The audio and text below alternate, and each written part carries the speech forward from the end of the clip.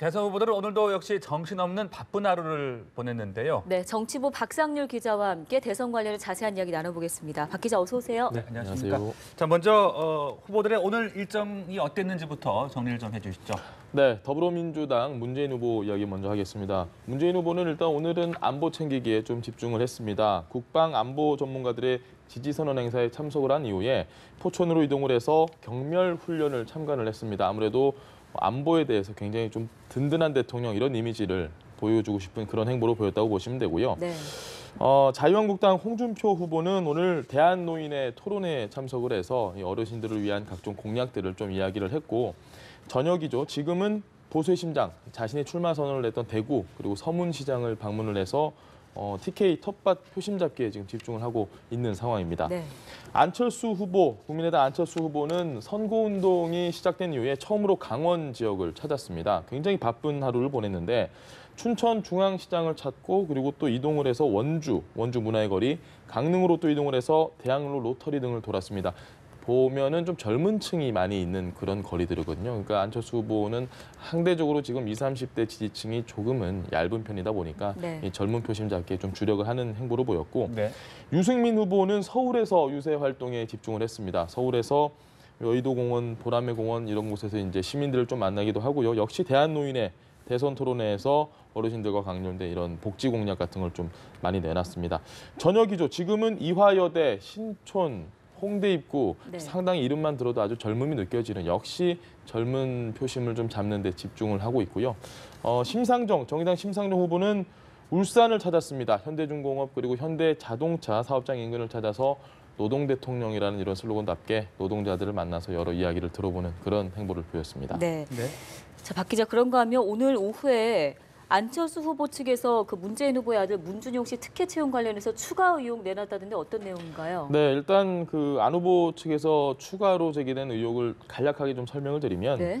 이 문재인 후보의 아들 문준용 씨가 특혜 채용 논란이 있을 때 그 한국고용정보원이죠. 이곳에서 특혜 채용에 대한 그런 논란들을 좀 무마시키기 위해서 당시에 계약직 직원들을 재입사를 시켰다는 이런 내용입니다. 네. 다시 한번 좀 설명을 풀어서 드리면 문준용 씨가 입사를 할 당시에 계약직 직원들이 계약이 안 되고 이제 해고가 된 적이 있어요. 근데 이 계약이 되지 않은 해고된 직원들이 문재인의 아들이 오내 만에 이런 내용을 사전에 들어서 네. 그 부분에 대해서 좀 문제를 압박을 했다는 거죠. 한국고용정보원을 압박을 했고 고용정보원은 이 사실이 공론화가 되는 걸 굉장히 좀 꺼렸기 때문에 그 당시에 해고했던 그 계약직 직원들을 다시 재입사를 시켰다. 그리고 재입사 조건은 이제 압박을 할 때 어떤 문건들이 있었을 겁니다. 그 네. 문건들을 외부로 유출하지 않겠다라는 그 조건을 걸고 재입사를 시켰다. 이런 주장입니다. 일단 이 주장에 대해서 저희가 이게 맞다 아니다 진실 팩트 체크 공방을 아직 안 된 건가요? 그런 이야기를 예. 사실 쉽게 하기가 좀 조심스러운 부분들이 상당히 많죠. 왜냐하면 고용정보원이 일단 이에 대해서 어떤 입장을 내놓은 상황이 아니고요. 문재인 후보 측에서도 그건 고용정보원이 어떤 입장을 놓아야 할 문제다 이렇게 얘기를 했고 네. 문 후보 역시 여러 번 이야기를 했습니다. 이 부분은 이미 검증이 다 끝났다. 감사가 진행이 된 사실이고 문제가 없다라는 걸로 결론이 났다라고 이미 선을 그은 상태이기 때문에 저희가 이 추가 의혹이 제기된 부분에 대해서 지금 왈가왈부하기는 상당히 조심스러운 부분이 있는데 10년 전 그 당시에 이 고용정보원에서 해고된 계약직과 관련된 뉴스가 있긴 했습니다. 네. 그런데 이 뉴스 역시도 문준용 씨의 특혜 취업과 관련된 거다라고 전혀 인과관계를 찾아볼 수 있는 건 아니거든요. 그러니까 지금 좀 이 인터넷상에서 굉장히 여러 가지 이야기를 좀 나돌고 있는데 확실한 거는 정확하게 확인된 사실이 어디까지인지는 저희가 좀 신중하게 판단을 해봐야 될 것 같습니다. 그렇군요. 또 저희가 앞서 영상으로도 봤습니다만은 어제 TV 토론회에서 안철수, 홍준표, 유승민 세 후보 모두 단일화 가능성에 선을 그었지 않습니까? 그렇다면 좀 단일화 가능성은 낮아졌다 이렇게 볼 수 있는 겁니까? 그렇죠. 오늘도 이 문제에 대해서 저희도 뉴스에서 아까 계속 이야기를 했는데 후보들이 많은 이야기를 했습니다. 그럴 수 없다, 안 한다, 하지 않겠다. 오히려 홍준표 후보는 안철수 후보와 단일화는 오히려 우리가 지는 일이다, 지는 길이다 이렇게까지 이야기를 했거든요. 어제도 이야기를 했고 그러니까 현재로서는 후보들 당사자가 일이 없다라고 이야기를 하기 때문에 단일화 가능성은 상당히 낮습니다. 이제 선거도 네. 얼마 안 남았는데.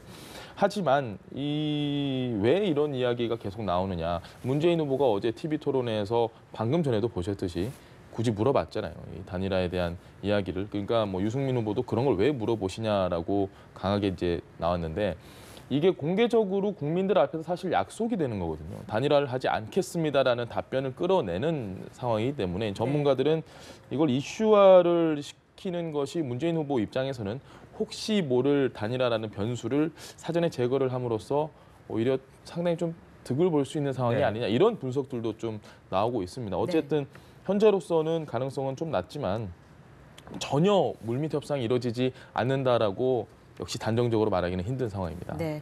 자, 끝으로 오늘 새벽이죠. 주한미군이 전격적으로 성주에 사드 장비 배치하지 않았습니까? 대선 후보들 간에 이와 관련해서 입장 차이가 좀 있다고요? 네, 그렇습니다. 계속해서 사드 배치에 관련해서는 저희가 토론회에서도 이야기를 계속 듣고 있지 않습니까? 그러니까 문재인 후보는 일단은 이 사드 배치에 대해서 대선을 앞두고 지금 강행할 일은 아니다. 네. 시점적으로 좀 굉장히 유감이라는 입장을 밝혔고요.